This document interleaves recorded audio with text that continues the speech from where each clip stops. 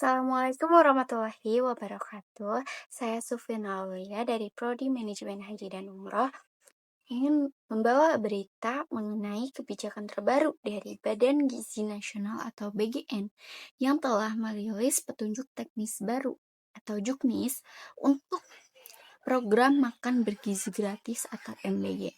Yang salah satu poin utamanya adalah pembatasan maksimal 2.500 penerima manfaat yang dapat dilayani oleh setiap satuan pelayanan pemenuhan gizi atau SPPG.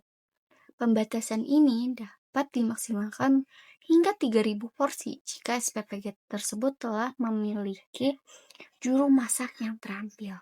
Sebagai warga negara yang menaruh perhatian besar pada program pemenuhan gizi, khususnya bagi generasi penerus bangsa, saya melihat kebijakan ini sebagai langkah strategis yang patut kita apresiasi dan cermati secara mendalam.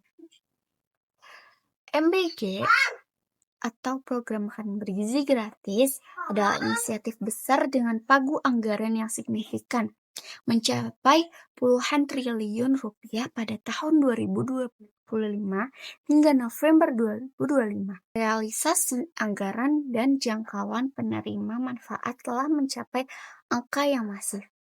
Namun, di tengah capaian kuantitas tersebut, kita tidak dapat menutup mata terhadap isu-isu kualitas dan keamanan pangan yang sempat muncul ke permukaan.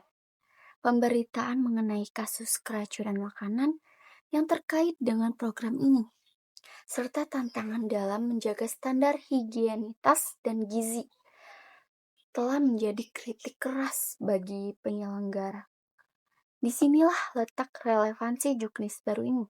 Pembatasan kuota layanan per SPPG dari perspektif tata kelola program merupakan sebuah upaya korektif yang fundamental. Yang pertama, fokus pada kapasitas. Angka 2.500 porsi per hari bukanlah jumlah yang sedikit.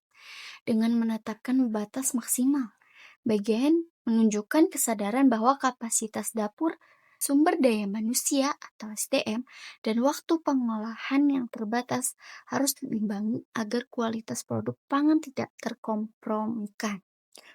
Produksi massal seringkali rentan terhadap penurunan mutu, dan pembatasan ini berfungsi sebagai rem pengaman. Yang kedua, itu ada aspek keamanan dan higienitas. Semakin besar skala produksi, semakin kompleks pula rantai pengawasan keamanan pangan. Dengan kota yang lebih terkelola, perkawasan mutu bahan baku, proses memasak, termasuk kewajiban pengguna air kemasan seperti yang disinggung di pemberitahuan lain, hingga distribusi dapat dilakukan secara lebih ketat dan terperinci oleh tim pengawas, termasuk Dinas Kesehatan setempat. Secara pribadi, saya berpendapat bahwa kebijakan pembatasan kota ini adalah keputusan yang bijaksana dan sangat diperlukan, meskipun berpotensi menimbulkan dilema. Tujuan utamanya adalah pemenuhan gizi yang secara inheren mensyaratkan kualitas makanan yang optimal. Makanan yang tidak aman atau tidak bergizi seimbang, alih-alih memberikan manfaat, justru dapat menimbulkan kerugian kesehatan. Oleh karena itu, kuantitas, jumlah penerima, dan kualitas mutu gizi dan higienitas, prioritas haruslah selalu jatuh pada kualitas.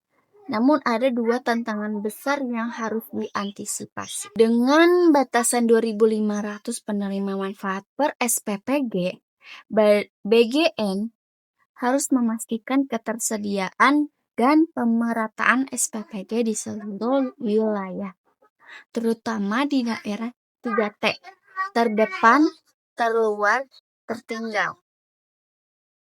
Jika jumlah tidak bertambah sebanding dengan pembatasan kota, maka Jutaan penerima manfaat yang ditargetkan berpotensi tidak terjangkau. PGM perlu menyajikan peta jalan yang jelas mengenai pembentukan SPPG baru.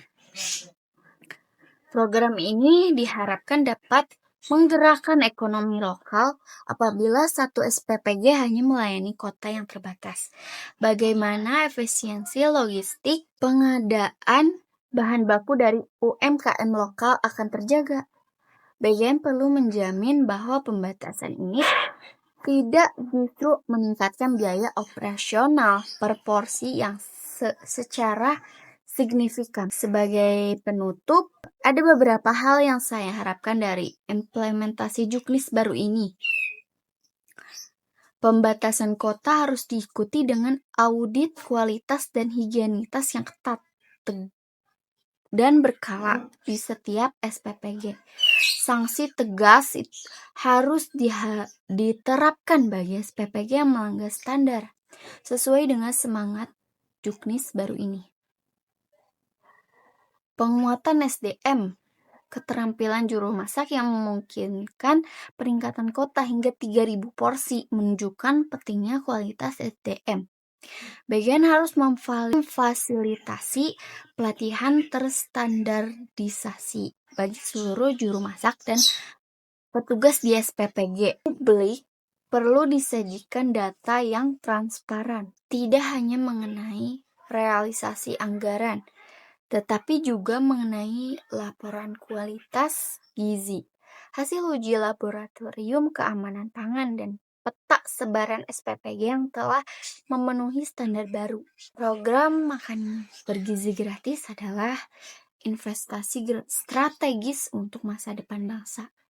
Juknis baru ini, dengan segala pembatasan kota yang menyertainya, harus dipandang sebagai upaya serius BGM untuk meletakkan mutu di atas ambisi kuantitas. Mari kita kawal bersama implementasi kebijakan ini demi terwujudnya generasi emas Indonesia yang cerdas dan sehat. Terima kasih. Mungkin bila ada salah kata, mohon maafkan. Selain itu saja. Wassalamualaikum warahmatullahi wabarakatuh.